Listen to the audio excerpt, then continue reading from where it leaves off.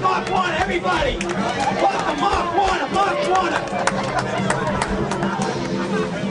Oh, what a sight, what an honor! Northampton County has got to be calling him President Mark Warner pretty soon. I know that's coming down the pipe. So we really need to work hard and dig deep to find the energy over the next 35 days to make sure that we get everybody out to the polls and that we deliver President Obama into the White House. And that we send Mark Warner up to the U.S. Senate. And I hope that you'll work to help me get to the Congress. Thank you very much. Now, somebody said to me lately, Glenn, you know, times are tough, and I'm not too sure about where things are going. You know, what do you have to say about this moment? And I said, look, times are tough, but there's a couple of things I want you to keep in mind. And one thing I love most about America, about our country, is that we have stared down the tough challenges in our nation's history before, and we have always emerged stronger when we get together as Americans, and we will do exactly the same this time. We will get through this tough time, and we'll do it together. And the second thing I wanted to leave with them was, listen, if you want to help solve this crisis and move our country forward, there's no better way than to elect to the U.S. Senate somebody else who's stared down some tough financial times right here in Virginia, and that is our governor, our candidate for Senate, Mark Warner. The next congressman from Virginia's 2nd District, Glenn Nye. How y'all doing? Great!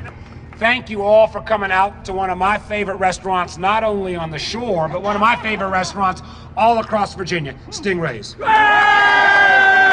Everybody, after we're done, you all got to go in and spend some money, too. Well, It's a good crowd. you seen the market recently?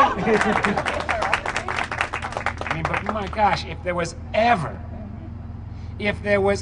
more evidence of why we need to send somebody to Washington that could actually read a balance sheet. If we ever need more evidence of somebody to send to Washington that understands finance. If we ever had a time to send somebody to Washington that understands that we cannot continue to have companies run by folks who take millions of dollars out as a CEO as their company goes down into the ditch. If we ever have a time when we've got to make sure we've got people that'll go up there and protect the taxpayer, so that if we have to work through these financial short terms, we end up with not us holding and footing the whole bill for this bailout. It's right now. It's right now. If there's ever a time that we need, starting with the President of the United States, a new voice, a voice like Barack Obama, it's right now. And you know, Glenn made mention, we have faced some tough times. In Virginia, before the great Senator Ralph Northam was here, you know, but back when times were hard in Virginia, of course times are hard again, aren't they, Ralph, a little bit right now. But thank goodness if we had not done what we had done in 2004 to make sure folks like the sheriff and others that we stepped up as a state and met our commitment to law enforcement, to public education, we wouldn't have been named the best managed state in America. We wouldn't have been named the best state in the country for business.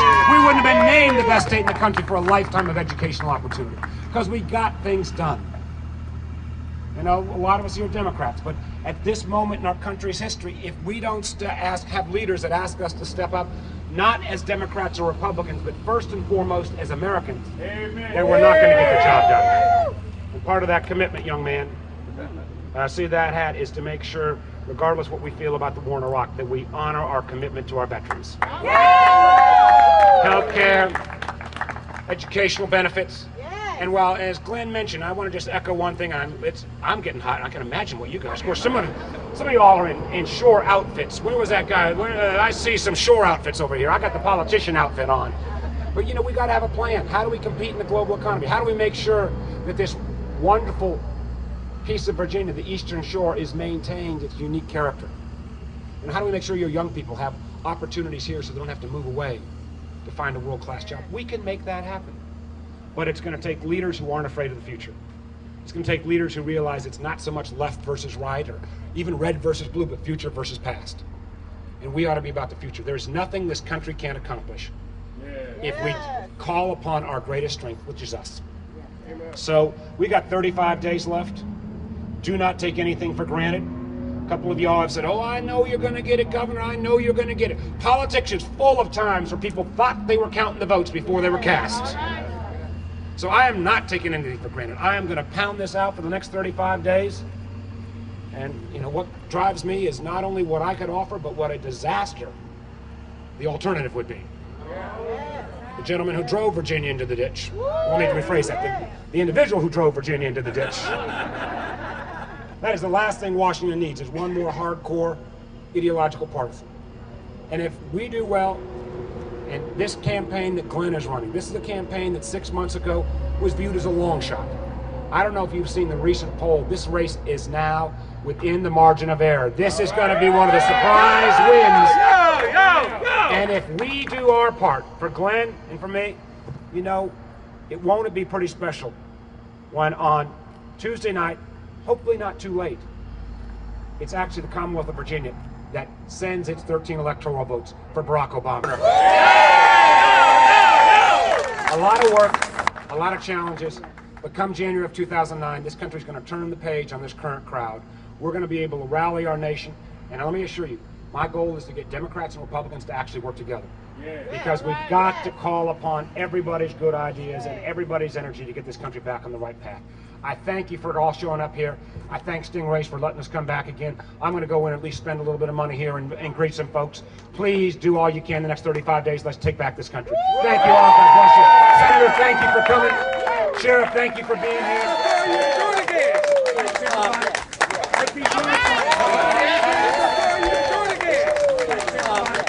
Like these yard signs.